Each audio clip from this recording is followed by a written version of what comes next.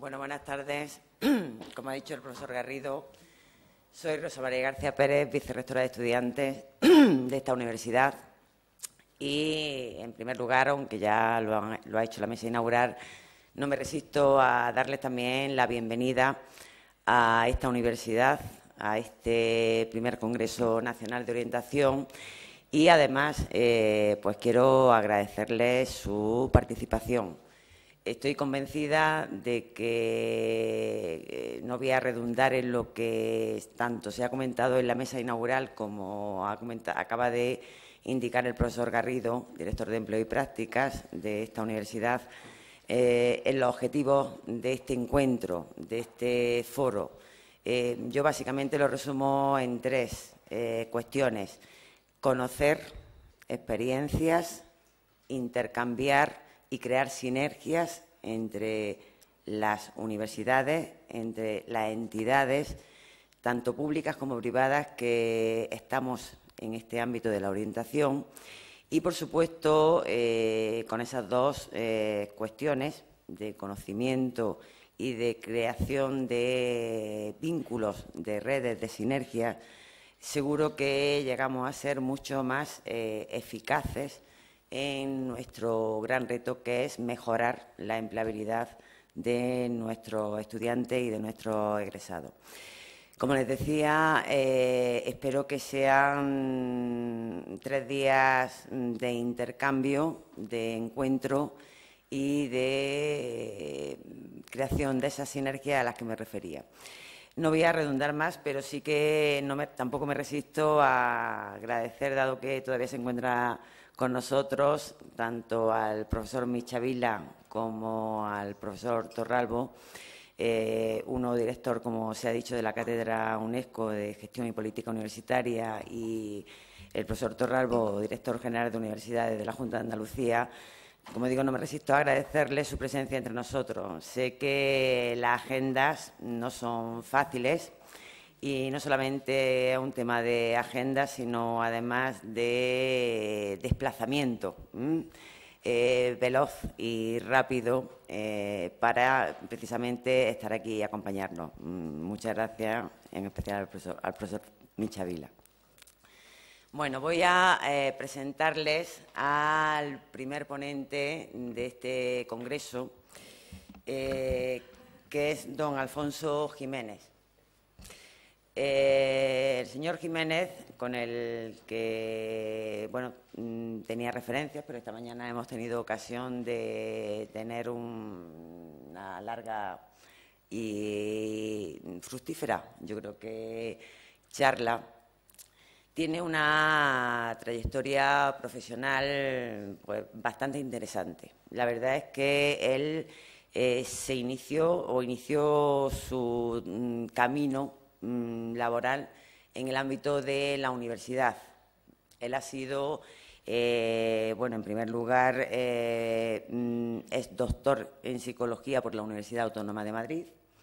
Ha sido profesor también en esta universidad, y no solamente en esta universidad, sino que además, pues, en diferentes ámbitos universitarios ha impartido clases, y como por ejemplo el Instituto de Empresa, la Universidad Complutense de Madrid, además de la Universidad Autónoma de Madrid, y especialmente hoy está aquí porque cambió su rumbo profesional. Llegó un determinado momento, y él me lo comentaba esta mañana, en el que, pues le surgió otro derrotero, otro reto, y abandonó la universidad. Él ya estaba con cierta estabilidad después de su doctorado en la Universidad Autónoma de Madrid, y decidió cambiar al ámbito de la empresa privada. Y no solamente al ámbito de la empresa privada, sino a un ámbito bien vinculado con la materia de este congreso, como es la consultoría en recursos humanos. Él ha pasado por diferentes entidades consultoras de primer nivel en el ámbito internacional, como puede ser Arthur Andersen, como puede ser el grupo Accenture, y hoy día es, desde hace ya creo que 12 años, es socio y fue, además, fundador pues de un grupo, una consultora de primer nivel en la gestión de, yo creo que el principal capital que tiene una empresa, que es el capital humano, como es People Matter. People Matter, además, tiene una estrecha vinculación con las universidades españolas a través de un programa de inserción laboral de nuestros egresados, que es el programa Recruiting Erasmus, un programa que busca la inserción laboral de estudiantes internacionales, tanto estudiantes internacionales españoles que van al extranjero, como estudiantes no nacionales que vienen a España. Y trata de poner en contacto pues, a entidades de primer nivel en el ámbito internacional con estudiantes y egresados. Y por esa razón hoy se encuentra aquí para darnos su perspectiva, su visión de la orientación profesional. No le voy a cansar más y simplemente le agradezco al señor Alfonso Jiménez que esté hoy aquí también con nosotros y que se haya desplazado y que desde el primer momento haya tenido plena disponibilidad para acompañarnos. Muchas gracias. Muy bien, pues Rosa, muchísimas gracias, tanto por tu presentación como por vuestra invitación. A ti, a todo vuestro equipo, y encantado de estar en pues, una universidad casi quintocentenaria ya, como es la Universidad de Granada. Voy a entrar un poquito al grano. Vamos a ver, el tema, yo cuando me invitasteis no lo entendí muy bien, ¿no? Porque la verdad que no me considero en absoluto un entendido de vuestra función, del mundo de la orientación, en absoluto. No sé cómo estáis organizados, no sé cómo se ejecuta esa orientación, yo no sé si se hace con reuniones, no sé si se hace en algún punto, no lo conozco, no lo conozco. Pero me pedisteis que hablara más bien desde el otro lado de ese puente, ¿no? Que es el mundo del empleo, y eso sí lo conocemos. Nosotros trabajamos desde pues, hace 12 años y toda mi vida profesional desde el año 88 pues está en el mundo de la consultoría de capital humano, trabajando, y eso sí, con un cierto sesgo. Y el cierto sesgo es que trabajamos para grandes compañías que no son lo que representan la mayoría de las empresas de este país, donde el 95% está configurado por pymes. Por lo tanto, distintos sesgos. Primero, no conozco bien vuestra actividad y el objeto del Congreso, pero hemos hecho una reflexión desde el otro lado del puente para ver qué importancia entendemos que tiene la orientación en la carrera formativa y profesional de un profesional, ¿no? Pensando en mí mismo, pues me he dado cuenta que yo no tuve ningún tipo de orientación en mis decisiones. Yo he pasado, decía antes el rector, pues hay como 3 modelos mentales, 3 cosas puede hacer que alguien se gane la vida, quitando el que la tiene ganada por patrimonio, ¿no? Pues yo creo que hay 3 cosas, ¿no? Está el funcionario, bueno, hace un gran esfuerzo teórico y tal, es una vía. La otra es ser trabajador por cuenta ajena, es decir, bueno, pues tener un contrato, alguien confía en ti, te contrata. Y la tercera es el mundo del emprendimiento, es que ya no quieres tener ni siquiera jefe y tú eres jefe de ti mismo, asumes máximo riesgo. Y, bueno, pues yo he pasado por los 3 mundos, he pasado por las 3 tal. Yo he preparado pues, oposiciones en la época universitaria, que de alguna manera es un modelo, digamos, de funcionario, digamos.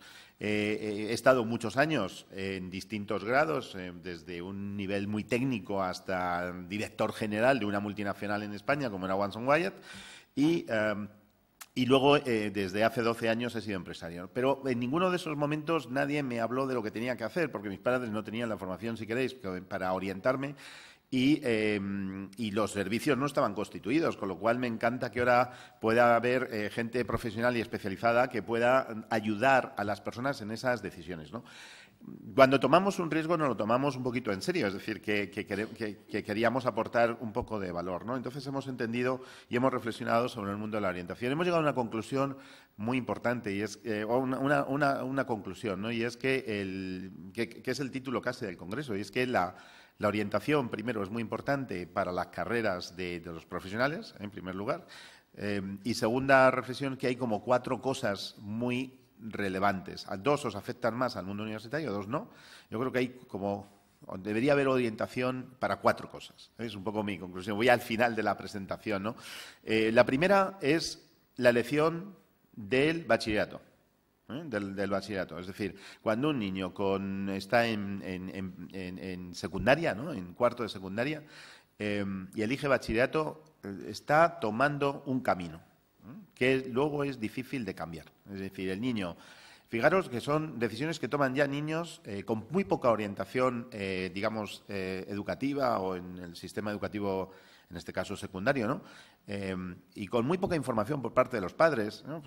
Y al final hay como 4 rutas. Y en función de cuando cojas esa ruta con 15 años, pues ya vas hasta tener casi muchas cosas determinadas. La segunda decisión se produce 2 años más tarde, con 17 años. Y es la elección de la universidad o de la formación profesional.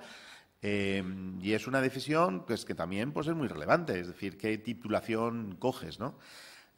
Hay datos, por cierto, tremendamente increíbles. Y explorando en los datos, porque eso sí que no lo tenía controlado, pero explorando los datos hay un estudio que seguro que vosotros conocéis del Ministerio de Educación de hace poco, con el Consejo de los Consejos Sociales o algo así, pues que viene a demostrar que las carreras preferidas, es decir, las que tienen notas de corte más altas, son las que menos empleabilidad tienen.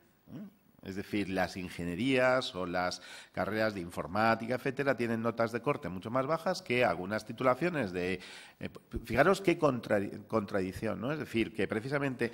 Con lo cual, segunda decisión, la carrera, los títulos que vas a elegir. Tercera decisión... es, bueno, una vez que ya estás, y esto ya me imagino que vosotros tomáis el testigo de los sistemas educativos previos, pues tenéis que, yo creo que hay 2 decisiones muy relevantes. La primera es el asegurar que ese currículum, tenga los conocimientos y las competencias adecuadas para el mundo que nos toca vivir. Yo creo que es una responsabilidad tremenda, de verdad, lo que tenéis en vuestras manos. Es decir, yo creo que si orientación es lo que yo entiendo que puede ser, me parece que es muy importante. Me parece muy importante, sobre todo porque muchas veces muchos jóvenes no tienen otras fuentes de información, porque a veces las familias no tienen esa información. Fue mi caso, pero bueno, ahora seguro que también hay. Y a veces pueden frustrar decisiones se pueden poner expectativas en cosas que luego no se ven satisfechas. Yo, como anécdota, decir que al lado de nuestra oficina en Madrid tenemos una cafetería y, bueno, pues el señor, el camarero, pues hace unos años nos decía, he conseguido que mi hijo vaya a la universidad, me voy a hacer el esfuerzo, tal, porque no quiero que sea camarero y tal. Bueno, pues al final terminó los estudios, eligió mal y está llevando un taxi, ¿no? Yo creo que ese tipo de cosas no se pueden hacer porque generas frustraciones importantísimas, ¿no? Y hablando de este dato, pues hay otro dato que es tremendo y es que el 50% de los egresados, según este estudio, de los egresados del curso 2009-2010, el 50% aproximadamente, tienen un contrato al cabo de los 4 años que no requiere una titulación superior. Esto es tremendo, es decir, que mucha gente que se forma en vuestras aulas finalmente hace un proceso que hemos llamado de downgrading, de degradación, para hacer un trabajo inadecuado. Con lo cual estamos ante un tema y una función muy importante.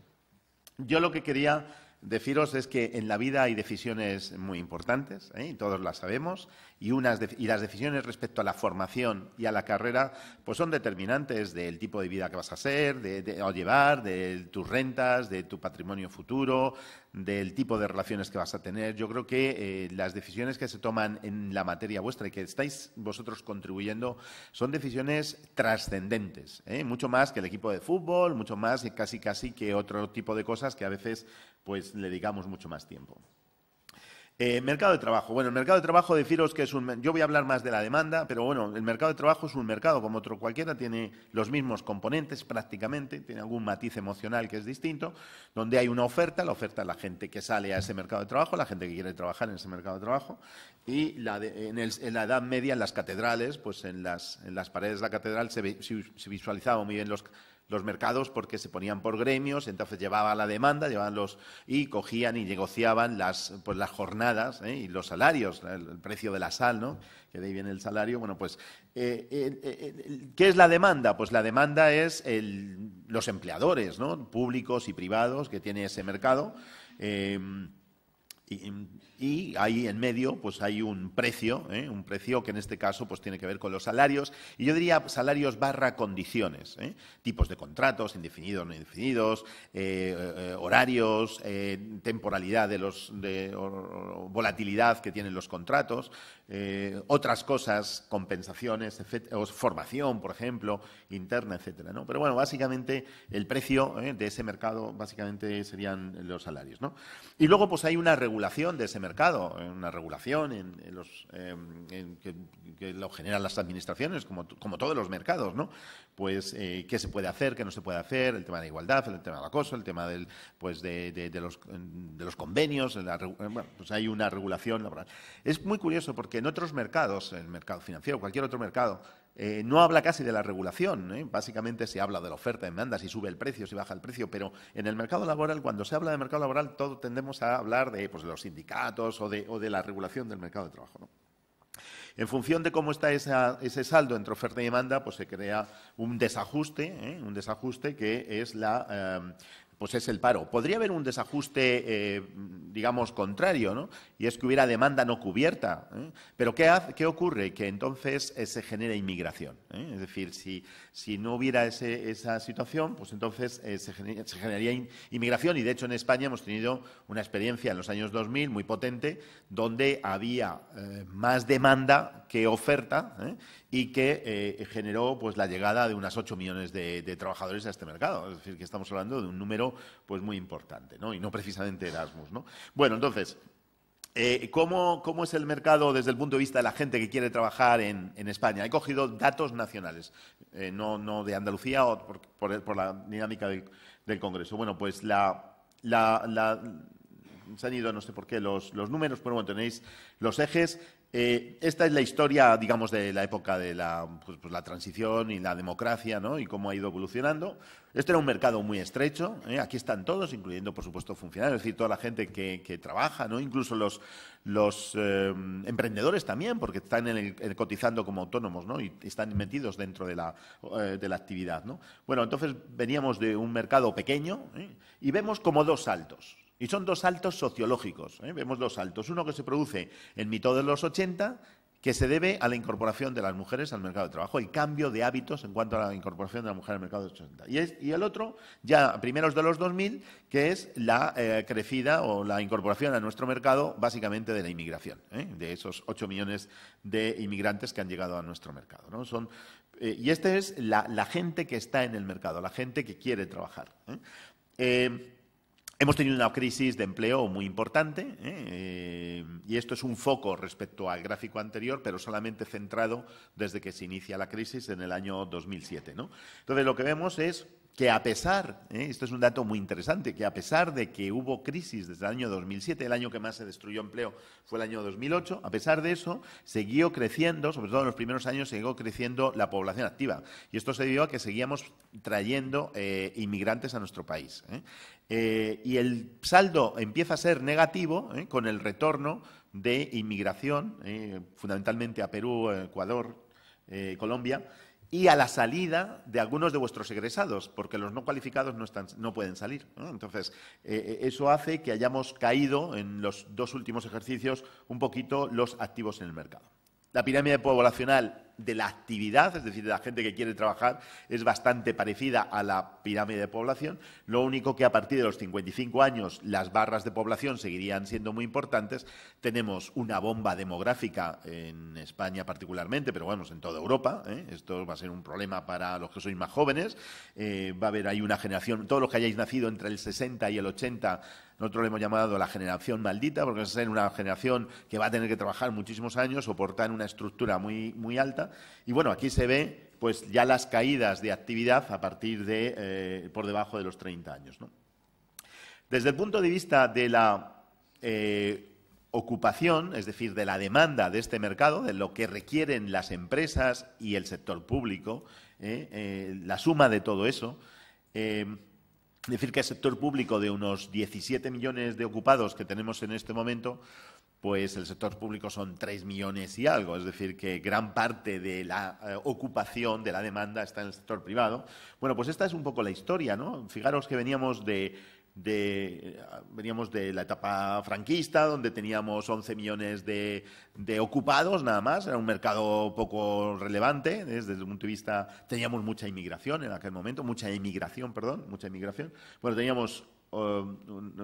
pocos fueron cayendo, la crisis del petróleo, si os acordáis, los más veteranos, pues se perdieron 2 millones de empleos aproximadamente, pero de manera muy lenta. Se recuperaron muy rápidamente después en los primeros años de los 80 y volvimos a los 13 millones, que era el punto de partida.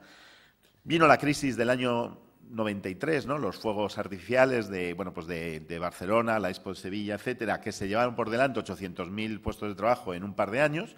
Y luego tuvimos una etapa de crecimiento de muchos años, que pensábamos que esto ya era el dorado, que permitió absorber a la mujer que se estaba incorporando desde los años 80 al mercado de trabajo, muchas de ellas en paro, se incorporaron, y después, a finales de los 90, ya en el año 2000, a primeros de los 2000, las oleadas importantes de inmigración laboral que tuvimos hacia nuestro país, hasta tener una ocupación por encima de los 20 millones de personas. Es decir, casi duplicamos nuestro mercado de trabajo. Eso en tan poco tiempo no lo había hecho nadie en Europa. Es decir, duplicar un mercado laboral en términos de demanda, y por supuesto no solamente en construcción, pues no se había hecho nunca, ¿no? Y aquí tenéis el efecto de la crisis, que se ha llevado por delante pues unos 3 millones y pico de puestos, con una cierta recuperación en los últimos tiempos, con todo con mucho esfuerzo, como todos sabéis, pero la buena noticia es que no se ha destruido todo el empleo que se ha creado, ¿eh? Esto también creo que es muy relevante resaltarlo, porque no hemos llegado a los niveles más bajos, ¿no? Esta es la destrucción de empleo durante la crisis, esta es la ocupación, los contratos, y vemos un año fatídico que fue el año 2008, todos lo recordaremos. En 6 meses, en el año 2008, se perdieron más puestos de trabajo que en los 2 años de la crisis del 92-93. Es decir, fue tremendo, todos lo recordamos con miedo. Esto ha generado pues cambios regulatorios muy importantes, como la reforma laboral, pero también cambios de actitudes de mucha gente hacia el mundo del trabajo, ¿no? El absentismo se redujo, etcétera, ¿no? La ocupación... las edades de la ocupación son relativamente parecidas. Vemos una cosa curiosa, es que se ha incrementado, casi ahí ya tenemos 1 millón de personas con más de 60 años que siguen trabajando. Esto antes, en la década, hace 10 años no ocurría. La salida del mercado era mucho antes.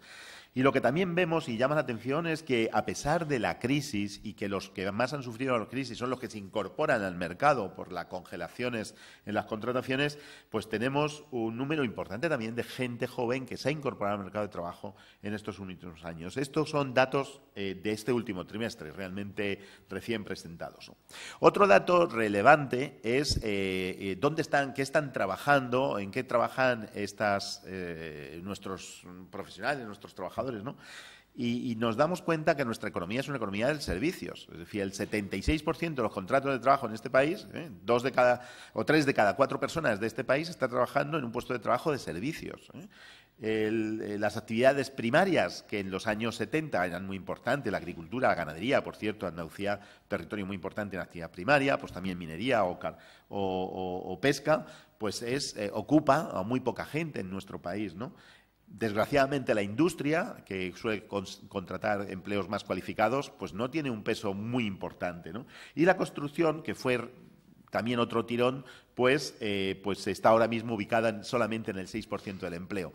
Esto se ha reducido muchísimo con la crisis, precisamente porque es un sector que se ha destruido mucho empleo y ahora está empezando a recuperar. Eso hace que, dentro del reparto de la tarta, el sector servicios, si cogéis este mismo gráfico de hace 5 años, el porcentaje de servicios era el 67%. Yo, cuando veíamos el dato, tenía que revisar las fuentes originales, porque me chocaba mucho que en tan poco tiempo hubiera crecido tanto el sector servicios. Y es porque, en términos porcentuales, hoy es mucho más grande. Y esta es la economía que tenemos, ¿no? Una economía que yo también soy personalmente pues muy crítico, porque claro, si coges los datos dices, oye, es que el empleo más conocido, o sea, más abundante, el día 30 de junio, final del segundo trimestre, es el de camareros, es decir, que son 1.100.000. Y dices, si tienes 17 millones y pico de ocupados hoy, tienes 1.600.000 camareros, claro, pero es que no hace falta más que pasearte por Granada o por Madrid o por nuestras ciudades, te das cuenta de la importancia que tiene el sector turismo, el sector hotelería. Y estos son datos que, bueno, vosotros conocéis perfectamente en el mundo del empleo y en el mundo de la orientación, pero es nuestra realidad, ¿no? El paro, bueno, pues el paro se nos ha disparado en los últimos tiempos porque no estábamos previendo. Fijaros que seguíamos trayendo inmigración precisamente cuando ya la economía estaba decreciendo. La inmigración ha seguido llegando hasta el año 2012, la inmigración legal, no la irregular. Y bueno, el paro fue creciendo pues hasta estos niveles y empezó a decrecer a finales del 2013, que yo me imagino que es también cuando en vuestros servicios de empleo empezasteis otra vez a recibir llamadas por parte de las empresas para empezar a captar gente, etcétera, ¿no? Llama la atención, fijaros, la destrucción de empleo en esos trimestres del 2008, que fue tremenda. Bueno, estos son los datos en términos porcentuales, eso nos hace estar en la cabeza mundial prácticamente del paro, y es uno de los grandes problemas para los ciudadanos españoles, para el CIS y para todos nosotros, ¿no? Dentro de esto, ¿qué son los jóvenes? Pues en este momento, si consideramos gente joven, los que tienen entre 16 y 29 años, pues estamos hablando de una población de 6.600.000. Eso es la gente joven hoy, 6.600.000, distribuidos de esta manera, ¿no? En estos tramos de edad, ¿no? Jóvenes activos son 3.700.000. ¿Qué están haciendo los no activos? Pues muchos se están formando con vosotros, 1.600.000, y otros están en la formación profesional, aproximadamente 300.000 más, que están en la formación profesional de segundo grado, ¿no? De los cuales, ojo, están ocupados 2.300.000, pero eso sí, tenemos una bolsa ahí de paro juvenil pues muy importante de 1.460.000. Mucho de ese paro juvenil es un paro no cualificado y sin formación, pero también mucha gente cualificada, muchos universitarios que supongo que han terminado sus carreras y os vienen a llamar para que les ayudéis. Bueno, esto es una distribución por edades. ¿Qué han estudiado estos jóvenes, ¿no? Entonces hemos cogido la población joven española entre los 25 y 29 años que teóricamente ya han tenido que salir del sistema educativo, tanto de formación profesional como de universidad, ¿no? Entonces lo que tenían, fijaros los datos que son interesantes, ¿no? Aquí en educación superior el INE integra educación universitaria más formación profesional de segunda etapa, ¿no? Superior, perdón, formación profesional superior. Entonces, estos son los que más abundan, ¿no? Serían 1.070.000, ¿no? La formación media, la formación profesional media serían unos 300.000, pero fijaros un gran problema que tenemos como sociedad, y es que hoy todavía tenemos mucha gente que sale del sistema educativo, es decir, gente que se ha quedado con la primaria o gente que se ha quedado con la secundaria, con la ESO, gente que se ha quedado con bachillerato, sin ningún tipo de formación orientada al mundo del empleo. Estamos hablando pues de 1,5 millones casi de personas en esos colectivos, es decir, gente que ha abandonado el sistema. De hecho, como bien sabéis, uno de los grandes problemas es que España está a la cabeza también, no solamente del paro, sino en el tema de abandono. Este es un gran problema y es que tenemos mucha gente que sale del sistema educativo de manera temprana, que por supuesto no llega a la universidad. Incluso también tenemos un abandono universitario importante, ¿no? Desde el punto de vista de los que van al mundo del bachillerato, ¿qué bachilleratos eligen? Pues aquí empezamos también a tener un problema, y es que el bachillerato que se elige, por eso decía la decisión del bachillerato que se estudia, ¿no? Es que dominan el mundo de las humanidades, en detrimento del mundo de la ciencia y la tecnología. Y esto es relevante porque las demandas del mercado de trabajo hoy están en el mercado cualificado, si nos vamos a la menor cualificación, hostelería, etcétera, pero en el mercado cualificado están muy concentradas en algunos ámbitos, como es en las ciencias de la salud y el mundo de la ingeniería, porque el mundo es cada vez más digital. Todo el mundo necesita ingenieros, no solamente ya las empresas de ingeniería, los bancos quieren ingenieros, las compañías de seguros quieren gente con mentalidad científica, con matemáticos, con actuarios. En decir, cuando hablo de ingenieros es pensamiento técnico, como del profesor Michavila. Bueno, pues eso es lo que demanda el mundo hoy, ¿no? Y sin embargo, pues tenemos una inercia ya desde bien niños a elegir el mundo de las humanidades. Bueno, el mundo de la formación profesional es un tema que tenemos que resolver. Yo creo que este tema históricamente estaba mal enfocado porque se pensaba que venía de las antiguas pues universidades laborales y tal, y no lo encajamos bien. Yo creo que nos ha resuelto bien por la democracia. Pero bueno, lo que sí es cierto que se ha pegado un salto en los últimos tiempos. Este es un sistema muy relevante en economías avanzadas como Inglaterra o como Alemania, porque es la mayor parte del sistema productivo lo que necesita es gente del perfil que nosotros lo tildaríamos de formación profesional. Es decir, una fábrica, si vamos a Ford, en una Ford necesita, pues a lo mejor en España, en Almusácer, pues necesita 100 ingenieros, pero necesita 3.000 operarios. Entonces lo que necesita son operarios. ¿Y qué ocurre? Que si en España empiezas a contratar ingenieros y los pones a poner los tornillos que decía el rector, pues entonces estamos haciendo un mal negocio, porque ese ingeniero va a estar frustrado. Y está quitando encima el puesto al mecánico de la FP y bueno, pues esa es nuestra realidad, ¿no? La FP está creciendo, pero no lo suficiente. Y bueno, y el sistema superior, que es el vuestro, pues estos son los egresados que se producen en el conjunto de las titulaciones. Vemos cómo con la crisis se aumentó la permanencia en el sistema educativo superior. Y estamos en esos ratios produciendo en el total de vuestras universidades 800.000. Y aquí también tenemos ya la amplificación del problema del bachillerato, que es las titulaciones que se eligen, en donde pues predominan las ciencias sociales jurídicas, el mundo jurídico, también las artes y humanidades. Ahí vemos la ingeniería y arquitectura, que está en 22,6.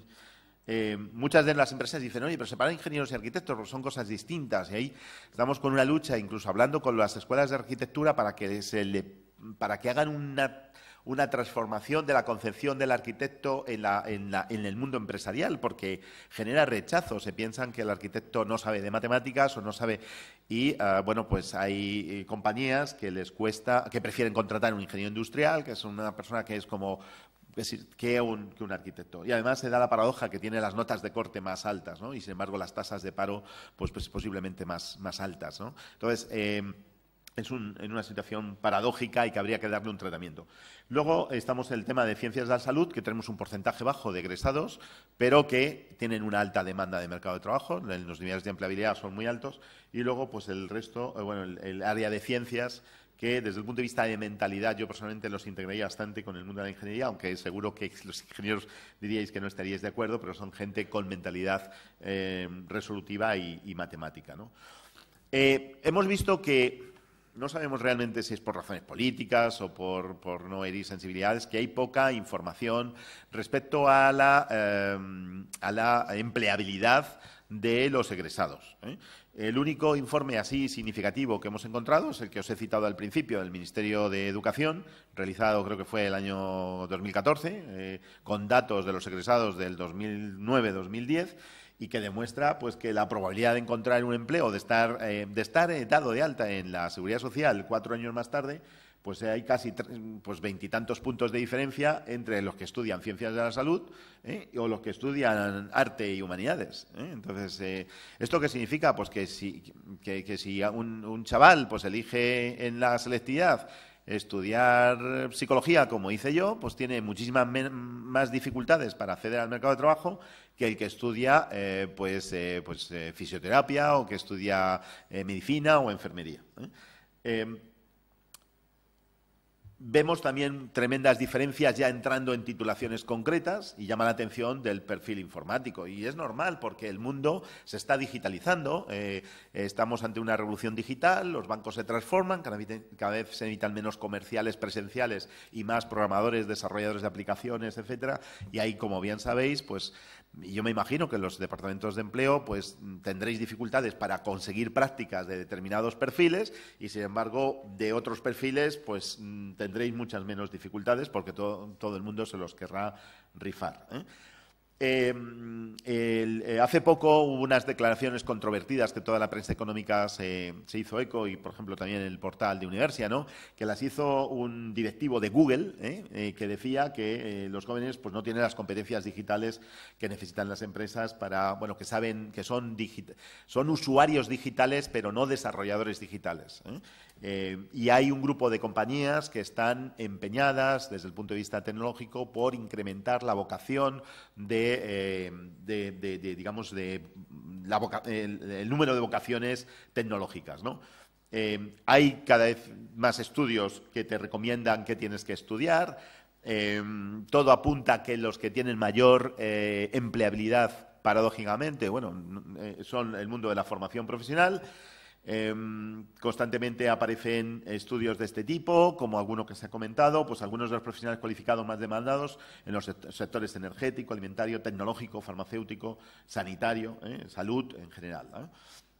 Bueno, y nosotros un poco, aunque es muy difícil conseguir datos exactos de la oferta y la demanda, porque claro, el estudio del Ministerio dice si la persona está dando de alta de la Seguridad Social o no está dado de alta, pero lo que no dice es si tiene un empleo de acuerdo con lo que ha estudiado, ¿eh? Lo que sí dice si tiene una titulación, si ese contrato es de titulado superior, ¿eh?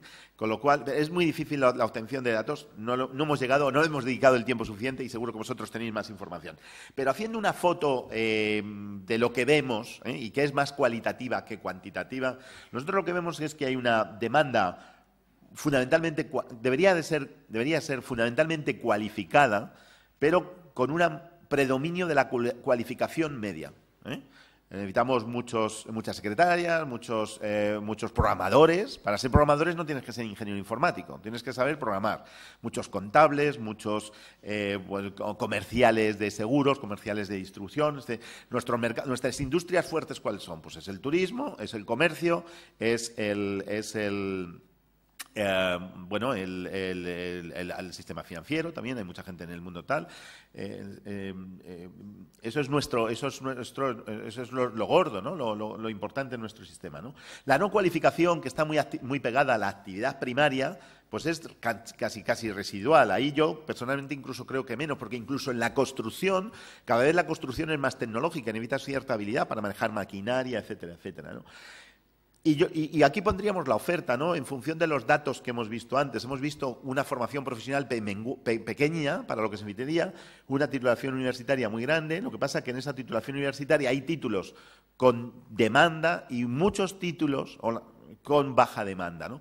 Podríamos decir que el 50% de los egresados al final no tienen un título o no tienen un contrato que requiere una titulación superior. Eso significa que el 50% de los egresados están sobrecualificados para lo que realmente están haciendo. Y luego lo que tenemos también es un problema de no cualificación. Entonces aquí nos sale claramente lo que luego ocurre en realidad, y es que se produce un fenómeno de downgrading, es decir, el señor de ADE que termina haciendo apuntes contables y se pasa la vida haciendo apuntes contables, o la persona que ha estudiado filología y al final termina de secretaría, o la persona que ha hecho ingeniería informática y finalmente termina a lo mejor haciendo programación, ¿no? Eso es un downgrading que es malo para la persona porque genera frustración y o el caso que os comentaba del hijo del señor del bar, ¿no? Entonces, eso es un problema. Otro problema es que es el síndrome que podríamos llamar del jardinero no cualificado, ¿no? Sabéis que ha habido protestas en Palma de Mallorca por los alemanes porque piensan que los jardineros españoles no están formados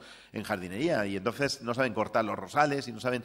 ¿Por qué? Porque al final el no cualificado tiene que vivir y si tiene que vivir, pues tiene que trabajar y si tiene que trabajar, trabaja en lo que sea. Y como trabaja en lo que sea, pues se pone a hacer jardinería y termina haciendo jardinero fontanero, pero sin la cualificación previa que implica pues un conocimiento de la materia, aunque sea básico, y además una vocación por eso, una pasión por ser un buen camarero, por ser un buen jardinero, ¿no? Y luego se produce otro fenómeno que yo le he llamado, o que lo hemos llamado el recycling, ¿no? El reciclado. Y es que hay mucha gente que llega tarde, que tarde ya se da cuenta que ha estudiado psicología, o que ha estudiado pedagogía y que ve que no hay mercado y entonces dice voy a buscar un método, una vía de ubicarme en el mercado y hace el máster de recursos humanos o hace algo que es complementario que le permite ubicarse. Y ahí la gran ventaja que nos permite Bolonia es pues, ofrecer pues, esa segunda oportunidad y esa segunda etapa donde yo creo que también la orientación es muy importante, porque ya no estamos hablando solamente de la orientación para los grados, sino para el empleo, incluyendo esos másteres. Y esa visión práctica. Yo comentaba esta mañana, Rosa, yo creo que, por ejemplo, yo no pondría una titulación en una universidad que no estuviera visada por el Departamento de Empleo, porque es el que sabe qué tiene la demanda en el mercado de trabajo. Me imagino que esto en el mundo universidad sería una especie de revolución, pero es que a mí me parece fundamental que los que estáis en contacto con la realidad del empleo podáis opinar sobre las titulaciones, ¿no? Bueno, el iGrading, pues es el jardinero este que no sabe y que el chaval no ha estudiado y que al final pues corta mal el rosal. El downgrading es ese egresado vuestro que al final está haciendo cosas que no le gustan y que se siente frustrado y que a mí me habían vendido otra cosa. El recycling son los más espabilados que dicen, bueno, voy a hacer bueno, pues he hecho marketing y no me vale, pero voy a ver si ahora hago marketing digital y me acerco a aquello que más interesa, ¿no? ¿Y todo esto cómo se puede resolver? Pues hay como dos vías de resolución, ¿no? Una que me parece imposible, que es adecuar el sistema educativo en todos los niveles hacia lo que demanda el sistema productivo, y me parece imposible de gestionar porque esto es una revolución, porque necesitaríamos muchos profesores de informática y nos sobraría a lo mejor profesores de, pues yo qué sé, de griego, ¿no?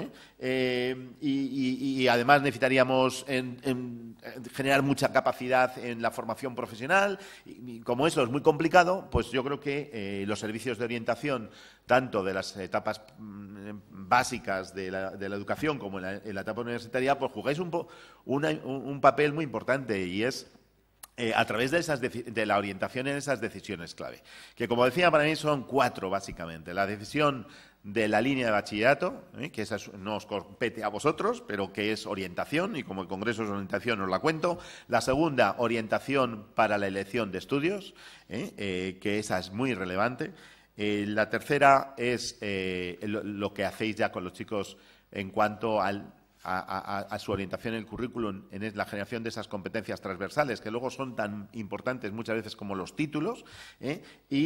Bueno, deciros que hay compañías, yo tengo clientes, incluso de la misma industria, os pongo el ejemplo en farmacéuticas, pues yo tengo clientes que quieren farmacéuticos y médicos y gente de salud, y otra farmacéutica le da igual la titulación, lo que quieren son titulados universitarios, porque para lo que van a hacer, que es hacer visitas médicas, pues les da igual la titulación que tengan y lo que quieren es una competencia comercial. Entonces, las mismas compañías a veces valoran mucho la titulación, pero otras les preocupa menos.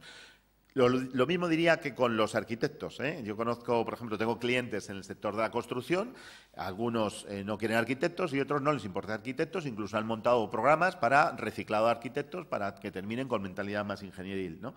Bueno, y a otros dicen que eso es imposible, pero bueno, hay distintas visiones, ¿no? Entonces, y la cuarta decisión que me parece muy importante, y la decisión muy importante es la primera empresa. La primera empresa. Yo no sé si la primera empresa es la que se hacen las prácticas. Hombre, las prácticas muchas veces deberían de llegar al empleo, ¿no? Pero al final, muchas veces el egresado no sabe dónde va. Hombre, hoy con las redes sociales ya se sabe un poquito más y se bucea, ¿no? Pero es una decisión trascendente en la vida, porque allá donde caigas, en la cultura que caigas, en lo que valoren los procesos de recursos humanos, esa semilla pues será una tierra fértil y va a dar flor, o esa semilla pues va a estar ahí y caerá en una piedra y se pudrirá. A mí me parece muy importante esa decisión. Y ya, pues al final, ¿en base a qué hacer estos temas? Pues yo creo que lo que le gusta a la persona, yo creo que la vocación es un papel muy importante, pero no debe tener un papel importante, pero no debería de ser el único, no debería ser el único. Me parece que la vocación es relevante y hay que tenerla en cuenta, pero no debe ser el único criterio. El segundo, para lo que vales, dónde sacas mejores notas, cuáles son tus competencias diferenciales, etcétera, tanto en términos de expediente como en otras cosas. Pero creo, y esta es la gran conclusión que conecta con el título del Congreso, es que en orientación los criterios de empleabilidad pues tienen que estar también presentes. Es decir, el orientar hacia cosas que tienen tasas de paro altas, malas prácticas o empresas inadecuadas y tal, pues me parece que es muy relevante. Y a nosotros, por ejemplo, que estamos en el mundo de recursos humanos, muchos directivos nos mandan sus hijos, ¿no?, para que les orientemos, ¿no? Y el despiste es tremendo. E incluso gente con niveles altos de formación en términos de los padres no saben orientar. Yo creo que es un problema importante. Yo no sé, imagino que el Congreso vais a hablar mucho de esto, ¿no? Pero desde luego no me puedo imaginar hacer un buen proceso de orientación sin tener en cuenta los datos de empleabilidad que hay detrás de las distintas cosas. Y me parece que vuestra responsabilidad es importantísimo en ello. Y yo creo incluso que debería ser un derecho ciudadano conocer los datos de empleabilidad de las distintas titulaciones. Me parece que cuando una familia, un chaval, a los 15 años elige un bachillerato, a los 17 años elige una carrera y después durante la carrera, esos datos deberían de ser absolutamente públicos. Y creo que nada más. Muchísimas gracias y siento el rollo que os he echado tan deprisa.